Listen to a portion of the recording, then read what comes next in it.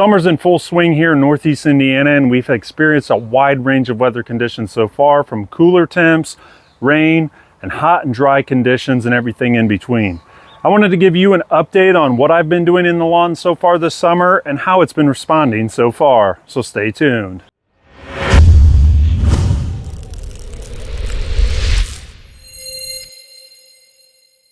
If you've followed me for a while now, you know that fungus is something that I've struggled with on this lawn the last several seasons. So it's something I really wanted to focus on preventing this season. My goal was to improve my cultural practices this year in an effort to reduce my fungicide applications while keeping the lawn fungus free.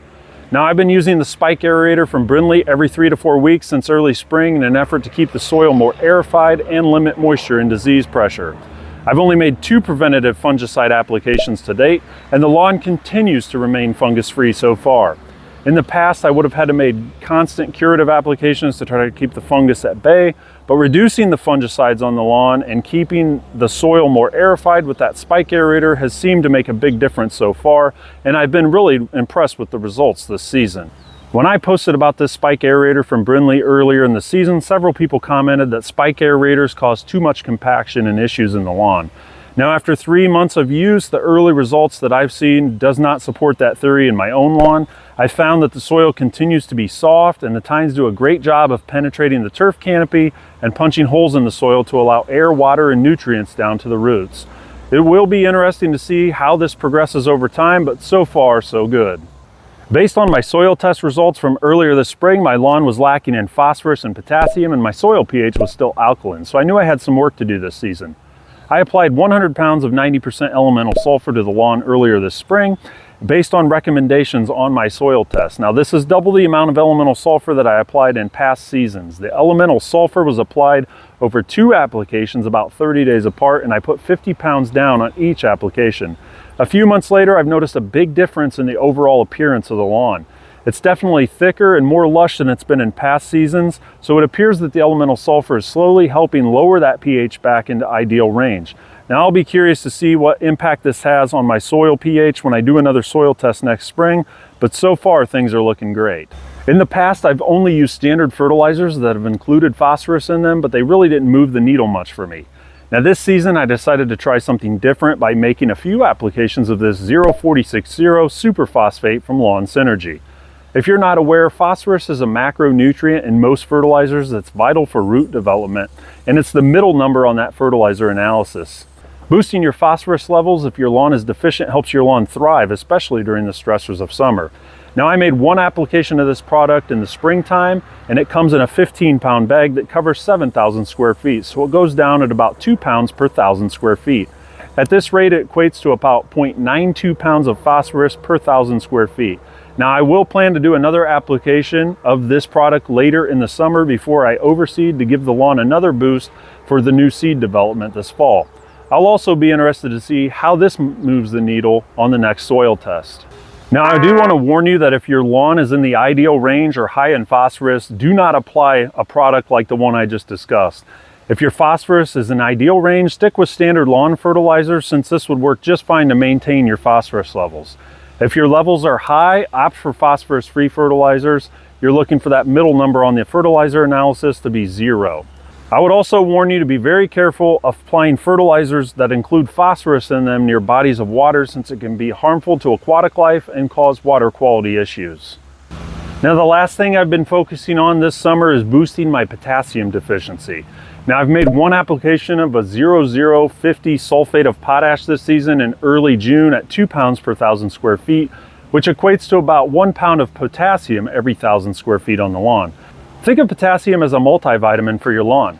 This is an essential macronutrient that helps with overall plant health, which will make your lawn more responsive in the stressful conditions of summer and help it stand up better to disease pressure. Now, if you're wondering how I calculate all these numbers, I would highly recommend that you go download the Yard Mastery app on your phone and utilize the fertilizer calculator within the app. Now, there's multiple fertilizer calculators available online, but I love that I can keep this right on my phone and always have it handy in my pocket when I need it. This tool makes it extremely easy to input your lawn size and even measure your lawn, and also input the product information of the fertilizers you're looking to apply to your lawn to know specific nutrient amounts that you're putting down. If you found this video helpful so far, be sure to hit that like button for me. Thanks. Now, in addition to that sulfate of potash, I've been focusing on supplementing this with other products as needed from the Andersons and the Turf Titan Lawn 360 program, which will continue to feed the lawn with nitrogen, microbes, and other micronutrients to keep it thriving and holding color throughout the summer. I've also been using Hydrotain on the lawn to help lower the amount of irrigation needed. I applied my first application of Hydrotain at 9 ounces per 1,000 square feet in the late spring, and then I apply maintenance applications of 3 ounces per 1,000 square feet every 30 days throughout the summer months. Now, instead of putting 1.5 inches of water on the lawn per week, I shoot for half of that amount and water about twice a week, depending on the rainfall, and I shoot for about 3/4 to an inch per week. Not only does this save me money on my water bill, but it also helps reduce moisture on the lawn and reduce disease pressure in the hot, humid conditions of summer. If you've never used Hydrotain before, I highly recommend you check it out and give it a shot on your lawn because it works when you use it as directed. Now, I've linked some of my favorite summer products in the description below that I use on my own lawn if you're interested in checking them out and learning more. This season, I've also implemented Plant Growth Regulator into my summer lawn plan. If you're unfamiliar with PGR, you can use a growth regulator to slow top growth of your grass and allow that grass to use the nutrients that you're putting on it to improve the thickness of the stems and leaves and further enhance root development, which will help enhance stress tolerance of your lawn. The added benefit of this slowed top growth is that you're going to be mowing much less.